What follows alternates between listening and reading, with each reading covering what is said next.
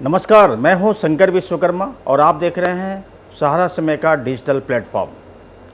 बिहार के अररिया ज़िले में सिकटी प्रखंड के पास जो परहरिया घाट है, वहां पे बकरा नदी के ऊपर बन रहा पुल कल गिर गया। यह पुल तकरीबन बन करके तैयार था और इसका उद्घाटन होने वाला था, लेकिन पुल गिर गया। खबर ये बड़ी नहीं है, पिछले 3 वर्षों में बिहार में ऐसे 9 पुल गिर चुके हैं। पुल के गिरने की सूचना पूरे देश को मिल जाती है, लेकिन क्या आज तक किसी को यह जानकारी बिहार सरकार दे पाई?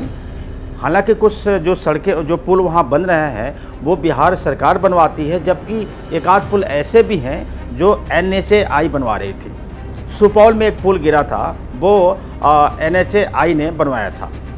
लेकिन सबसे चौंकाने वाली बात यह है कि आज तक किसी को यह पता नहीं चला कि इस पुल को निर्माण करने के लिए जो ठेकेदार उसमें नियुक्त किए गए थे या जिस कंपनी को वह टेंडर दिया गया था, उस कंपनी के खिलाफ क्या कार्रवाई हुई, उस विभाग के जो बड़े अधिकारी थे उनके खिलाफ क्या कार्रवाई हुई, किसी के खिलाफ क्रिमिनल धाराओं में मुकदमे दर्ज हुए कि नहीं हुए।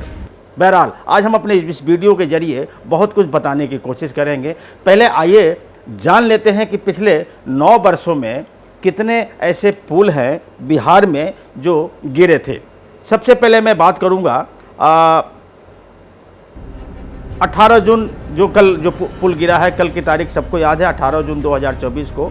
इसके पहले सुपौल में 22 मार्च 2024 एक निर्माणाधीन पुल का हिस्सा गिर गया था। इसकी वजह से एक व्यक्ति की मौत भी हो गई थी, जबकि 9 लोग घायल हुए थे। दरअसल भारतीय राष्ट्रीय राजमार्ग प्राधिकरण यानी NHAI की तरफ से मधुबनी के भेजा और सुपौल जिले के बकौर के बीच कोसी नदी पर पुल का निर्माण किया जा रहा था। इस पुल का एक हिस्सा ढह गया था।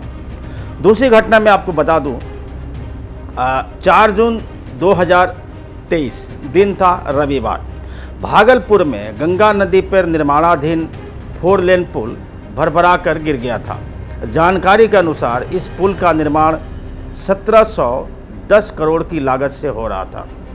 इस पुल से उत्तर बिहार और पूर्वी बिहार से संपर्क आसान हो जाता, मगर पुल के गिरने से यह लोगों को काफ़ी दिक्कतों का सामना करना पड़ रहा है। अब मैं तीसरी घटना आपको बता दूं, सारण, बिहार के सारण, 19 मार्च 2023 फिर दिन था रविवार। अंग्रेज़ों के ज़माने का एक सड़क पर पुल सारण ज़िले में गिर गया था। इस हादसे के पीछे पथ निर्माण विभाग की लापरवाही बताई गई थी, क्योंकि महानदी पर बना अंग्रेज़ों के ज़माने का पुल जर्जर था और कई जगहों पर दरारें पड़ चुकी थी। इसके बावजूद विभाग ने उसको मरम्मत करने की जहमत नहीं उठाई थी। और उसके बाद मैं आपको बताता हूं, पटना, 19 फरवरी 2023 फिर दिन रविवार, बिहार की राजधानी पटना में एक निर्माणाधीन पुल गिर गया था। यह हादसा बिहटा और सरमेरा 4 लेन मार्ग पर हुआ था। नौबतपुर प्रखंड के रुस्तमगंज गांव के पास यह पुल गिरा था। इसके बाद 16 जनवरी फिर 2023 दिन सोमवार, दरभंगा में एक लोहे का पुल गिर गया था। यह कमला बलान नदी पर स्थित है। पुल दरभंगा को मधुबनी, सहरसा और समस्तीपुर से जोड़ता था। नालंदा, 18 नवंबर 2022 दिन शुक्रवार, नालंदा जिले में एक निर्माणाधीन सड़क पर पुल ढह गया था, जिसकी वजह से एक व्यक्ति की मौत भी हो गई थी। दरअसल वेना ब्लॉक में 4 लेन के खंड पर सड़क पुल निर्माण का काम चल रहा था। तब बताया गया था कि पहले भी पुल घटिया निर्माण सामग्री की वजह से टूट गया था। उस पर क्या कार्रवाई हुई अभी तक किसी को पता नहीं चला। अगली घटना है सहरसा की, 9 जून 2022 दिन गुरुवार। सहरसा में पुल का एक हिस्सा गिर गया था, जिसकी वजह से 3 मजदूर घायल हो गए थे। इस दौरान पुल पर काम कर रहे मजदूर नीचे दब गए थे। पटना, 20 मई 2022 दिन था शुक्रवार। बिहार के राजधानी में पुल गिरने के हादसों से कभी अछूता नहीं रहा है। पटना में इस दिन 136 साल पुराना एक सड़क पर बना पुल ढह गया था। यह सड़क पुल पटना से तकरीबन 25 किलोमीटर दूर फतुहा उपनगर में स्थित था। बताया गया था कि इस पुल का निर्माण ब्रिटिश काल के दौरान साल 1884 में हुआ था। तो चलिए, ये पूरा खाका है बिहार में पिछले 3 वर्षों में गिरे हुए 9 पुलों के बारे में। अब जो कल पुल गिरा है, देखिए कितनी मज़ेदार बात है। बिहार सरकार के ग्रामीण विभाग के जो इंजीनियर हैं, उन्होंने ये कहा है कि पुल के बीच में जो 2 खंभे हैं उसके बीच पानी रोका गया था और ग्रामीणों ने नदी का पानी खोल दिया, और नदी का पानी खोल देने से वह जो पुल के पाए, जो पुल बना था उसको जो पाए हैं वो भरभरा के गिर गए। देखिए कितनी मज़ेदार बात है, कितनी, मतलब मैं सीधे शब्दों में कहूँ तो ये बेवकूफ़ी की तरह एक दलील है। पुल बन गया था, उद्घाटन होने वाला था, बावजूद इसके एक इंजीनियर साहब का कहना ये है कि गांव वालों ने नदी का पानी खोल दिया। अरे साहब, जब खंभा बन गया था, पुल उद्घाटन होने वाला था, इसका मतलब कि खंभा वो इतना मजबूत हो जाना चाहिए था, और आप मतलब ऐसी दलील दे रहे हैं जो बिना, कहते हैं ना, बिना बेसैर और बिना सिर वाला पैर वाला।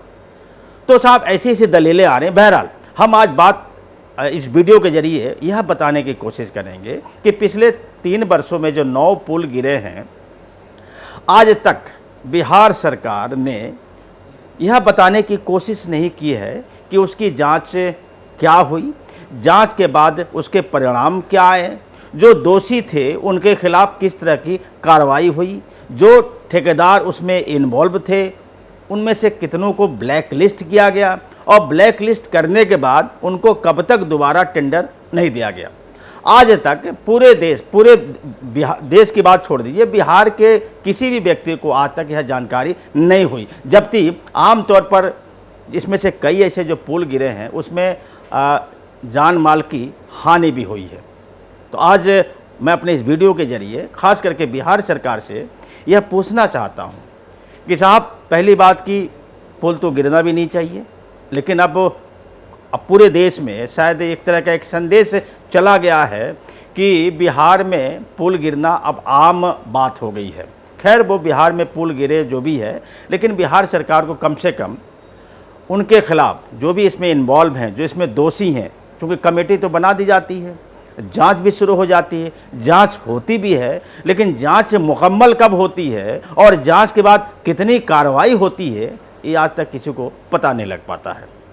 तो बिहार सरकार अगर हमारे इस वीडियो को देख रही है या देखेगी, तो प्लीज़ कम से कम यह बताने की कोशिश ज़रूर करे। पूरे देश को ना बतावे, कम से कम बिहार की जनता को यह ज़रूर बताए कि जो भी पुल गिरे हैं और जो जांच हुई है, उस जांच के बाद क्या कार्रवाई हुई है, जो इन्वॉल्व उसमें थे, जो दोषी थे, उनके खिलाफ किस तरह की कार्रवाई हुई है।